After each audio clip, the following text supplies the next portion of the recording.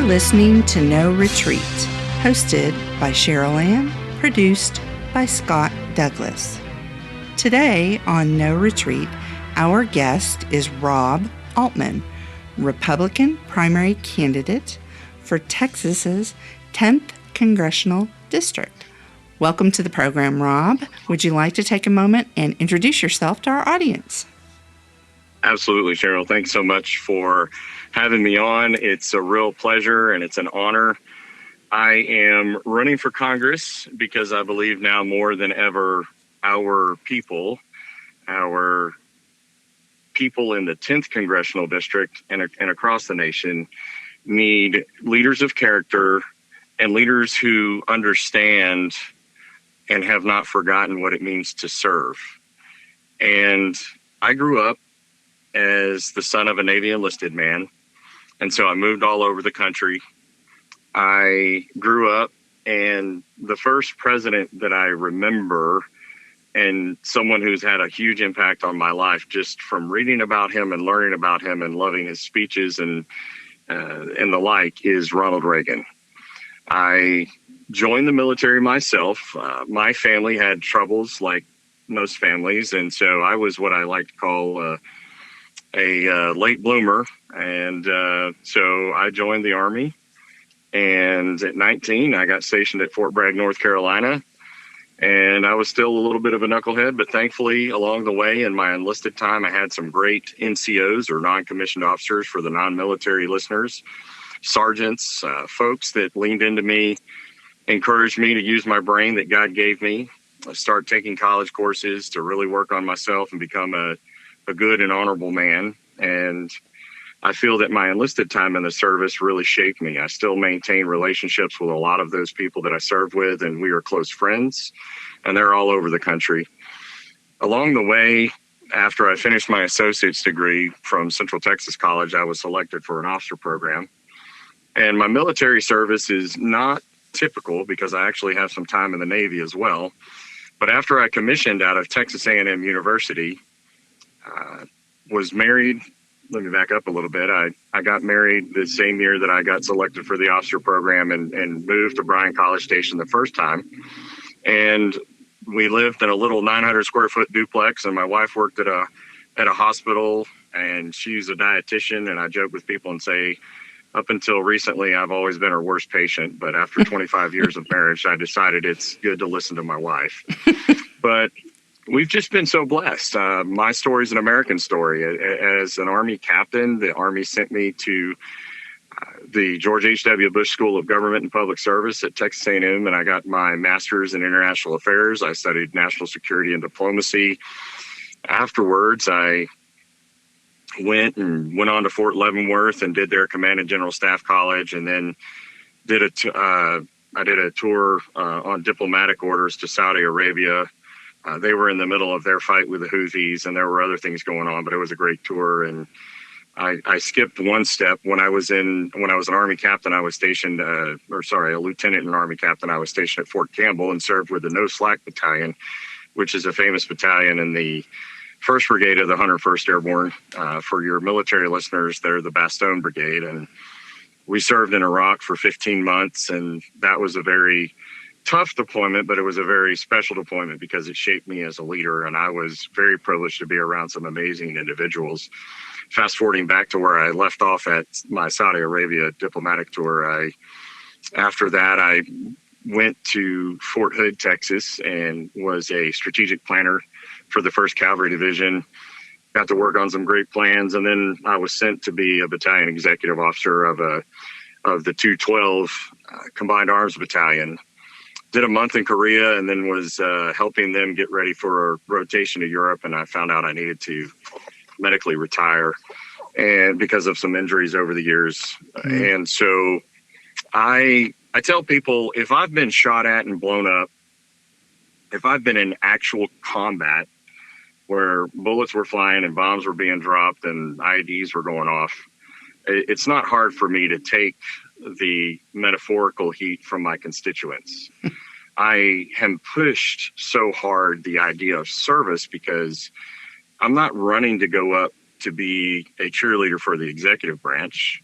I'm running to represent the people of the 10th Congressional District. And this district is huge. It spans from East Texas all the way over to West Austin.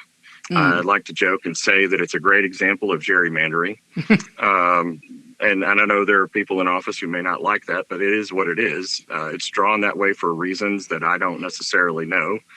But there are three distinct different portions of this district that have people that have distinct different focuses on where they are in their life and what their families are all about. And so I'm just really excited to have the opportunity to serve. Following my military service, I started getting into business and getting into corporate America. And while I did that, my most favorite things were serving as a veteran advocacy leader in my local community, and then being a scoutmaster, teaching young people. Even though Scouts has come under fire, I was very grateful. I was with a very great group of parents in our troop. And, I just love teaching citizenship to young people from all different socioeconomic backgrounds, different ethnicities, and just teaching them that you can be self-reliant, you can learn to count on yourself, you can believe in America, you can increase your opportunities to further yourself. And I ran for office 2 previous times, and, those losses shaped me in learning that I could be who I am, which for me means I'm not a grenade thrower. I can stand up for people when I need to stand up for them and something's right. And at the same time, I can be a gentleman and be a conservative. I'm a strong person of faith, and I don't believe that I need to yell and scream whatever political bumper stickers are popular at the time to try to get things done and help the people that live in this district. So I'm just passionate about serving my fellow man, loving my neighbor as myself, but also calling into question things that I think are questionable that are happening in DC that need to be addressed. And I know that what I see and hear on the campaign trail is that people are concerned about somebody going up to DC and being like everybody else. They're concerned about somebody going to represent them that they'll actually know, that'll actually be present, actually have town halls, actually have phone calls. So I'm very committed to building relationships with people here, being present, not being in DC all the time, and being on the ground and being accessible. Well, I think that is something that people desperately want. We are so, I'll just speak for all American citizens. We are tired of it. We're tired of not feeling like we have someone that, cares about the interests of the district. I myself have a representative in Congress who's running for governor of Tennessee next year.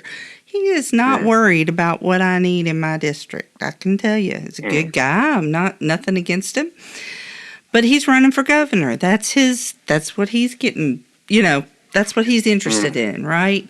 And the idea of service, bringing it back down to you have a district to serve and what are their needs, and how can you either help the government stay out of your district, the federal government, if that's what you need, or get the appropriate governmental assistance when it's needed to deal with an issue in your district, right? Those are the two sides of the coin that you're trying to balance, And I think you can. I think you absolutely can. I mean, we have so many issues in our country that need to be worked on, and we need people of character, people who have been under fire before, literally and figuratively.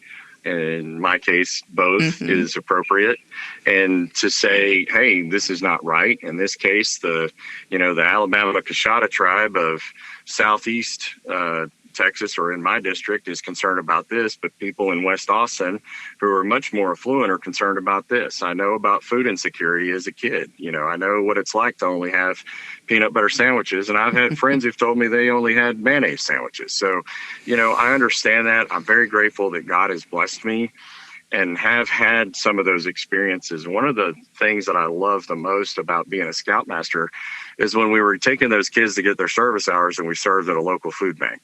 And so you have that wide range of young people who have means and resources and those that don't. And when they see somebody who's really hurting, and they get to experience that, even if it's on a small scale. And when you help them and hand out a Thanksgiving dinner or a Christmas dinner, or you just go and work in the food bank and improve it in some way, you've taught the next generation to care about others. And as it relates to me and serving in Congress, I, like many veterans and like many people across the country, we feel good when we have a positive impact on people. And you talk about that two sides of the coin, that's exactly right. There are times when we need to call out our government and say, hey, stop the crazy spending.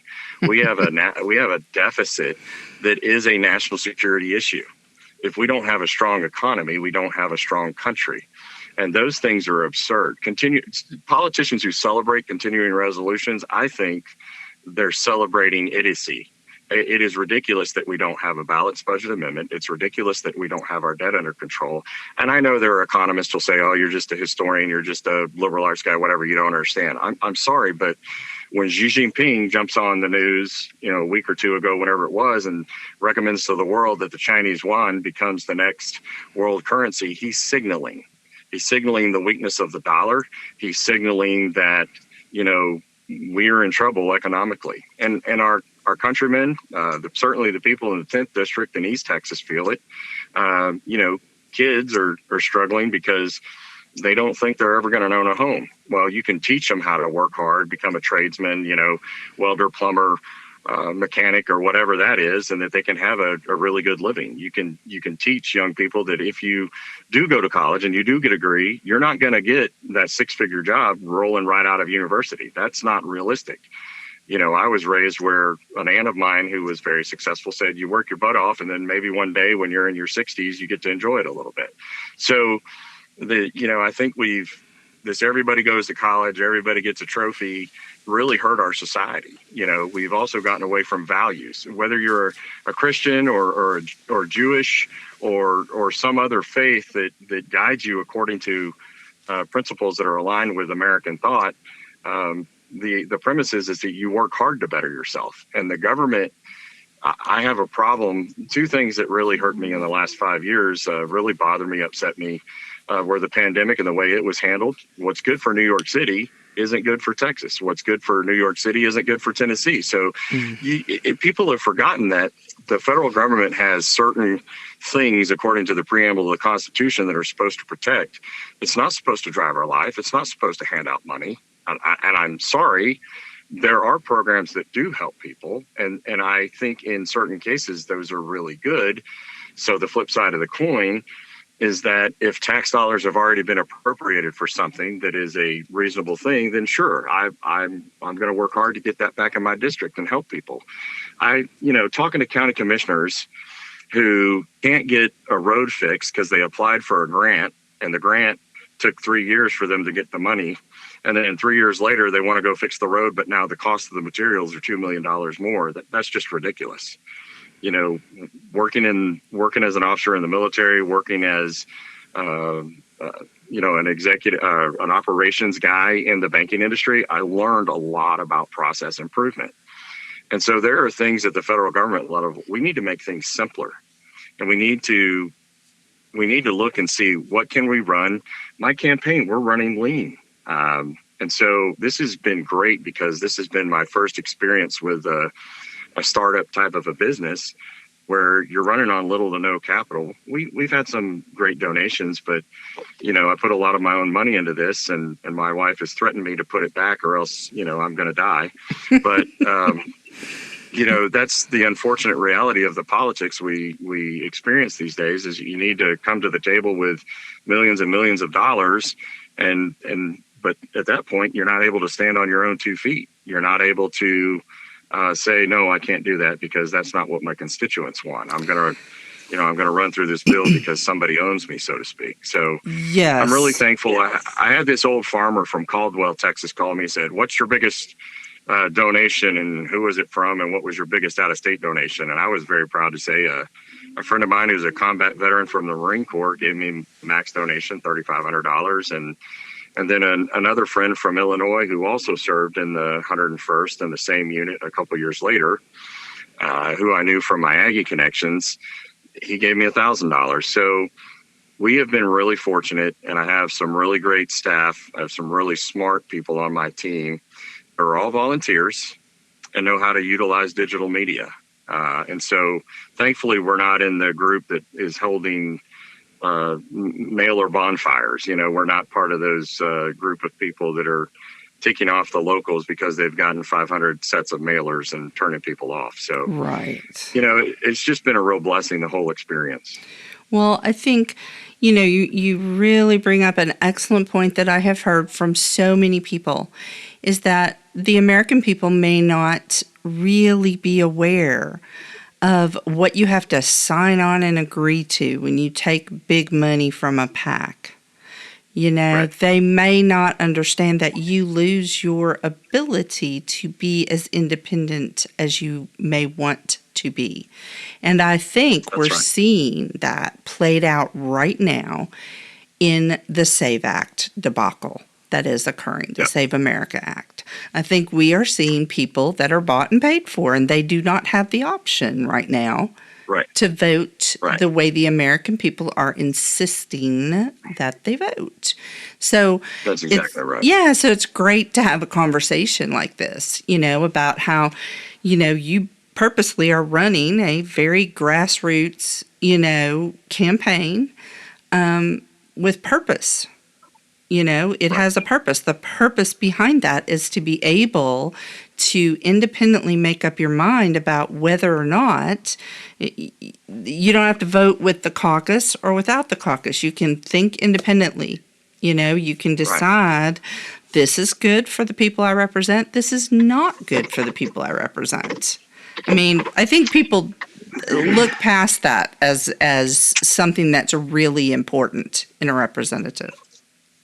Well, absolutely. And we found, at the beginning of the campaign, I was a little disappointed that we weren't able to get to the president's people that, could potentially get me in front of him. And then this other candidate got his endorsement. But that's been a blessing in disguise because it allows me to be me. It allows me to stand on my own 2 feet and say, I think this is wrong. I think this is right. I don't have to worry about just sticking to political bumper stickers. I can talk about policy, and I can talk about relationship building. And that's what we've done is we've driven home the idea of service and how even an Aggie can do 13 town halls in 12 months. So that's because awesome. We have 13 counties in our district. And, my goal is not to live in DC and be, and be the next flash in the pan. And my goal isn't to be on the news media with the perfect hair, because I don't have it. And I'm definitely in the dad zone of my life. I just want to be the model public servant. I want people to know my name. I want people to know that they can count on me, and to know that I have the spine and the fortitude and the courage to say, we're voting this way on this because we're going to get X, Y, and Z passed through this bill that I think you want. I've also established some groups of people across the district that I've told them, I need you. We're gonna build a relationship, so you hold me accountable to what's important to you. And I've handed out my personal cell, and I know that's crazy from a management standpoint, but I believe the people are worth it. Thomas Jefferson said, "The people are the surest reliance for the preservation of our liberty." And and it goes back to President Ronald Reagan when he wasn't president yet, and he was stumping for Barry Goldwater in '64. He says, "Are we going to admit that a far away off elite knows better than we know for ourselves?" That is correct. That's dangerous. To the American system. It is, Absolutely. and that's a dangerous place to be, right? Saying, "Oh, the people up in DC that aren't hanging out with me, that don't know me, they know better than I do about." We had a conversation. And I won't say what he said for the listening audience because he uses a rough word. And when I was growing up, it was considered a curse word. But he said, "Rob, you've got a bad resume or a really awesome resume, but you don't speak really awesome." And I thought, what? You mean because I'm not shouting, I'm not a flamethrower, I'm not, you can be nice to somebody and tell them they're messed up. And you can ask hard questions that make people uncomfortable. But anyway, this person was with a leading consulting firm, and there were other reasons why they didn't go with us, and that's okay. But it helped me realize that people do need to see passion. You know, being raised as an officer in the military, you're taught to be a quiet professional. You let your actions speak for you. You don't have to just go and pound the podium and pretend when you're on camera. And integrity is important to me. You know, I need to go to sleep at night knowing I did the right thing. And if I messed up, and I do mess up because I'm, you know, in my faith, I'm a sinner saved by grace. And so you just tell people, I screwed this up. And what do I need to do to earn your forgiveness or earn your trust back? And what can I do moving forward? So it's just about being a good leader, in my opinion. And in this case, a representative. Yes. And so what would you say are some of the things you've noticed since you've had these town halls and you've engaged with the electorate in your district? What are some of the top priorities that you think are there for your district? So we've sort of hit the freedom and accountability, you know, where people have lost faith and trust in their leadership. But, you know, when I've sort of hit it a little bit, but faith and family is really important to me. I'm blessed to celebrate my 25th wedding anniversary this year. I have two young, wonderful children who are both Eagle Scouts. I'm very proud of them. And, you know, they're finding their ways. They have different paths. But some of the big things that are concerning, when I started this, I was thinking veterans and national security. Well, what I've realized is that the difference of my district, there is a national security component, but it entails not just military security, but it includes economic security. It includes agriculture, water, and energy, and food security. In our district, I've been so fortunate to be able to leverage friends from Texas A&M who are experts in energy, who can help inform the data center discussion. This is big across the nation. And we are going in a direction where we need to beat our competitors on a foreign policy level with respect to AI, the space race, and all of these things that have national security and primacy implications. Yes. But what the hard questions that aren't being asked are, how does it impact the water table? How does it impact agriculture? How does it impact the daily way of life for farmers and ranchers in East and rural Texas? Well, it has a big impact on it. I have a friend who's in the natural gas generators. There are other options. And the bigger thing that's frustrating is you have the local county governments in Texas, the way the Texas legislature has kind of put them in a position to where their property rights come up a lot, and or unwanted perhaps businesses coming in. And so people are nervous because we love capitalism. We're pro-business by all means. But then think about a company comes in and they're trying to say, well, we've got the necessary fire protection. And AI and data centers, and especially the battery plants require sufficient fire protection or the capabilities to have a contingency when that happens. Well, a large part of my district on the east side is comprised of rural volunteer fire departments. And a volunteer fire department is different from a regular functioning fire department, a service fire department, where, you know, when the volunteer firefighters roll up, you don't know who has what what has what certification or what experience in a type of fire that you're talking about. And when those kind of batteries burn down, the only thing you can do is let them burn. And then you think about a local rural government and how much does it cost for the firefighter bunker gear? It's $10,000 to $12,000 a pop with the respiration gear. That, when firefighters get into one of those toxic type of events, that gear is no longer usable. And so some of those counties don't have the money to just throw at it. And yes, that's probably, a once in 30-year event. But guess what? Those companies coming in need to set up the infrastructure, whether it's fire, whether it's a type of cooling system that reuses water, or maybe it considers using some other type of power capability. And our governor says our grid's fine. But I've talked to local power leaders across the district. Our grid needs to be upgraded. That's one of the things that Texans love to brag about is our grid. The fact is if we increase the load as quickly as is being presented, we're not going to be able to keep up with it. And it's going to cause us power issues. So the best historical analogy I can think of is Oak Ridge, Tennessee, and Los Alamos and Sandia.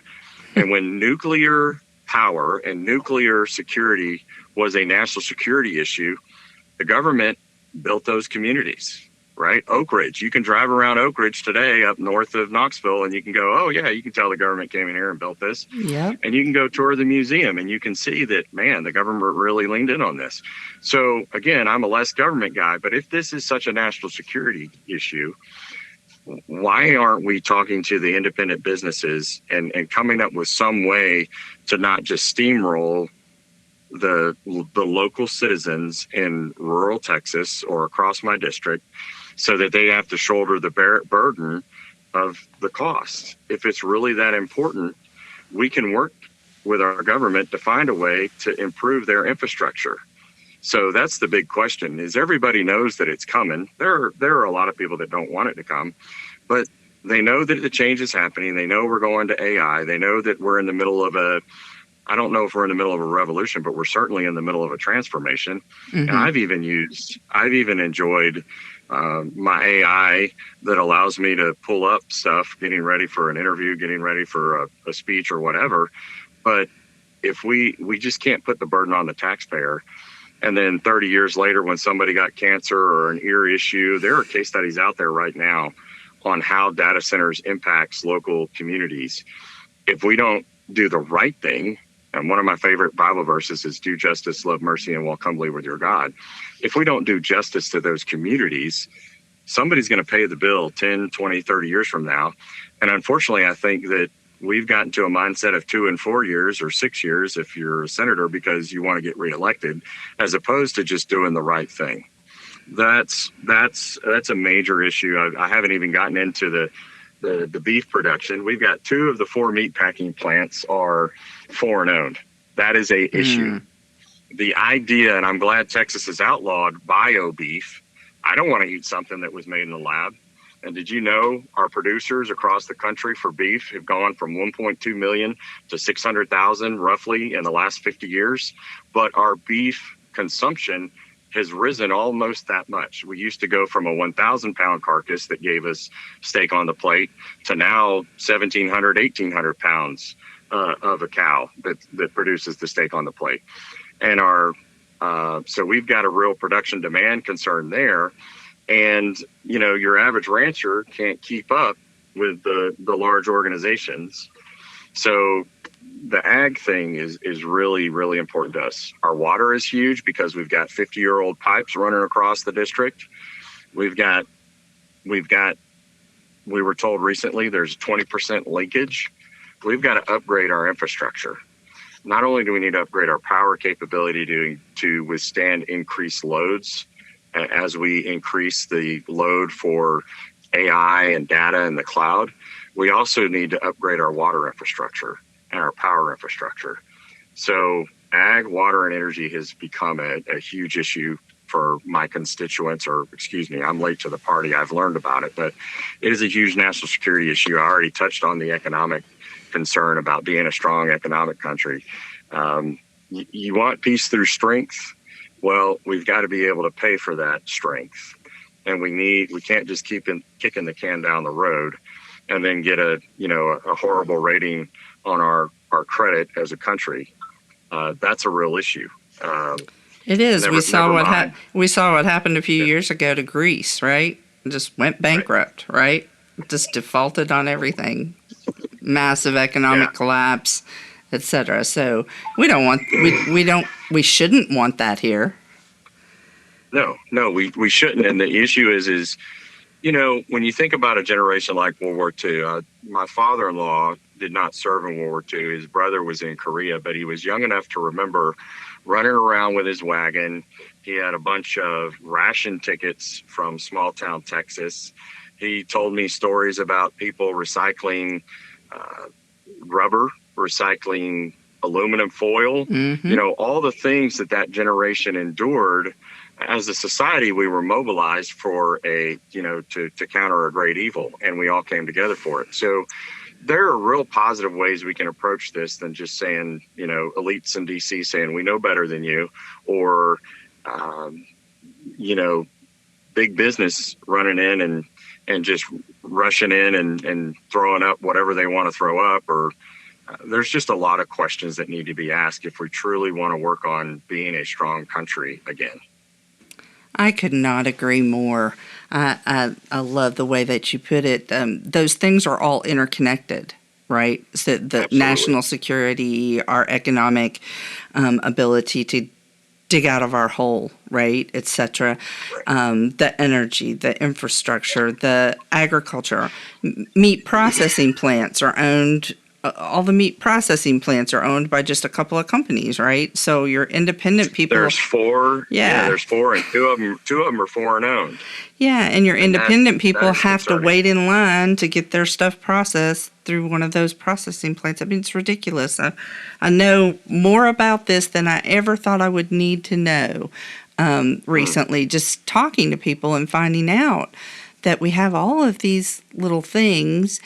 And it's not easy when you go to D.C., and it's definitely not easy if you've taken a lot of PAC money to be your own person. So it's a good thing that you're existing on a shoestring budget for your campaign, because it does mean that you have the ability to think, act, and do for the constituents, to listen to them and to be of service. It's a very good, admirable place to be, in my opinion, my humble opinion. Well, I'm grateful. And there's one other thing I wanted to ahead. share with your listeners. Mm-hmm. I want people to know and understand that, I think from a risk perspective, and one of the things that I read a long time ago that sort of set me on that path was a Hoover fellow by the name of Thomas Sowell. And Thomas Sowell says that there are no solutions, only trade-offs.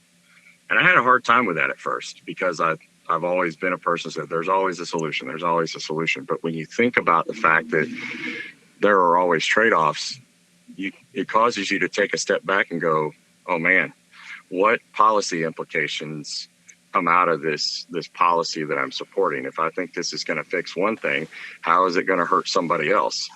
And I think that's a real issue we have right now. That I do believe there are good people trying to fix some things that I do think were out of control with respect to Washington. I think bureaucracy that is not elected is extremely dangerous to the principles of how we were founded and what America was intended to be. But at the same time, the old saying, don't throw the baby out with the bathwater, is also very appropriate. And it's something that needs to be talked about, because when you ram down the throats of the American people certain issues and you hurt a lot of people along the way, wow, you find out they get angry and the populace is mad now. And so what have you done? You've only contributed to the pendulum going one way or the other. And Congress needs to do its job relative to the budget, to policy, executive orders. If we get into this every 4 years or every 8-year flip-flop on executive orders, that is not a good way to run our system. And I don't care what grade. Yeah, it was not set up to run that way. And I do believe that our Congress, we sent this Congress specifically there to codify those things so that they didn't have to flip next time. And a lot of times people don't take a good, strong look and find out what parts of executive orders and things are really beneficial and must stay, in the code, right? You don't have to, right. You don't have to willy-nilly codify every executive order, but you do have to look at those things that you don't want to end in 2.5 more years. And I also think that, when I worked in a bank, I had to learn that it was okay. And I'll say this as a man, I had to be comfortable opening up my jacket and saying, here's everything that's on the inside. with respect to audits, Mm-hmm. and somebody at the first, second, and third level of auditing had to look into our practices, our procedures, our controls that were in place to protect our business. And the same should be said of every government department. That doesn't mean that I want to take away money from this thing or that thing, but in business, you have to have a business case, if you're doing it right, for why this is a good thing to do. And I think our government should do the same thing. We shouldn't have a department, whatever it is, just because it employs X number of people. And I'll say this too, when we move those departments, we don't have to be jerks and just kick them out on the road. There's I can't remember what the term is, but there's a type of HR in the business world where when somebody is going to part ways with you, that you can provide them coaching, you can provide them training, you can help them along the way, and just saying, "Oh, see you later." And everybody knows about the movie or the show where the people are walking out with their boxes and it's horrible. And I just think we got to get back to treating people right. I agree. I really agree with that as well. I come from a pretty conservative upbringing, but my parents are not what anybody would classify as Republican. They're just conservative in their values. And they were greatly disturbed by the way that certain complete departments and different things, were done. I think that what I resonate with what you said is it is about the way that we go about it, right? Yep. You can say it's urgent and we need to do it now. And at the same time, you can say, okay, we have really smart people that can come up with a plan this week to make it happen, but not make it painful, right? We can come up with solutions, trade-offs, as you said, as Sol said. We can come up with appropriate ways to do these things that need to be done quickly in ways that don't hurt the constituents and employees, etc. Because we're smart enough. Well, nobody wants to work in a toxic organization. Correct. And I'm not speaking to any one specific department or group or agency. Right. But we do see, unfortunately, I ask the question when we see, I'll just say this. When I was with the NOSLAC battalion in Iraq, I was very grateful that my commander came in and said, we're going to kill the people that need to be killed, and we're going to help the people that need to be helped. And for your listeners, I know that may be kind of a tough thing to conceptualize, but in that case, it was a combat situation. Right. What we taught our soldiers was do not do anything that will cause you to go home and lose your honor. And so we can serve our people of this country with honor. You can make hard things happen, and you can do those things well, but at the same time, not lose your honor and quite simply just not be a jerk. I love it.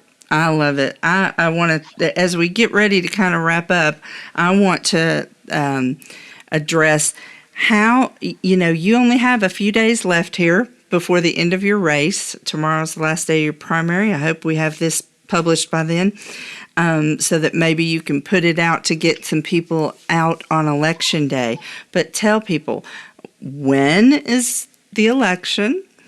And also give them any of your contact information, like your website and stuff. How can they connect? Sure. So March 3rd is our election across the 13 counties for the 10th Congressional District of Texas. People can go to altmanfortexas.com. I've got a great team that responds within 24 and sometimes 48 hours to the contact@altmanfortexas.com email address. Again, that's contact@altmanfortexas.com. And, we're hoping and praying that we've made a good push to make it to the runoff. And then we'll start working on making the calls to friends and family again, so we can run another round of what we've done this time. But, really, we need people to get out and vote. Even if you're dissatisfied, even if your hope meter is down and low, Get out and vote. Make your voice heard. That's the way the process works in America. Yes, I know people are dissatisfied, but you can't do anything about it unless you show up at the polls on election day. Yeah, my daddy always told me you earn the right to complain when you place your vote. And one last thing I'll share for the people that get to hear this is, even if I disagree with you philosophically, my job as your representative is to serve you wherever you fall on the spectrum. Amen to that. Yeah, absolutely. Representatives are not just representatives of the people who voted for them. And that is a great distinction to make, because you do need to serve everyone in your district when you're elected, correct? Absolutely. To the best of your ability. Thank you, Rob, so much for spending time with us today. We really do look forward to hearing more from you in the future. Good luck and God bless. Thank you so much. God bless you too, and thank you guys for doing this mission. It's a very worthy effort. Thank you. Thank you. Have a good one. You too. Bye, Rob. Bye-bye. You've been listening to No Retreat. Guest Rob Altman. And as always, everyone, be blessed and be a blessing. Thank you.